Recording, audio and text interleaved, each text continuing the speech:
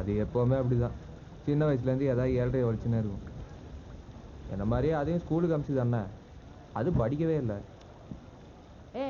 நான் உன் பெரிய அண்ணனை கேட்டேன். ஏன் அதுக்கு என்ன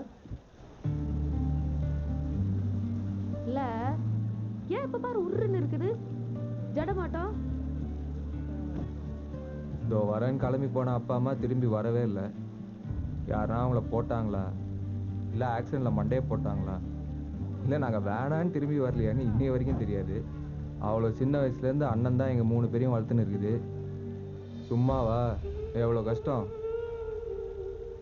அப்பப்போ துர்காண்ட பேசும்போது மட்டும்தான் அது மூஞ்சியில லைட்டா சிரிப்பே பார்ப்போம்.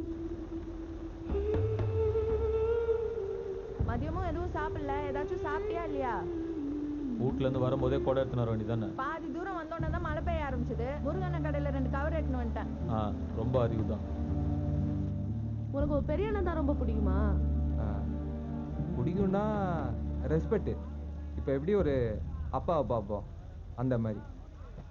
ஆனால் நானும் முத்தனன் தான் பயங்கர க்ளோஸு ஃப்ரெண்ட்ஸ் மாதிரி. முத்தனை எனக்காண்டி என்ன வேணா பண்ணும்.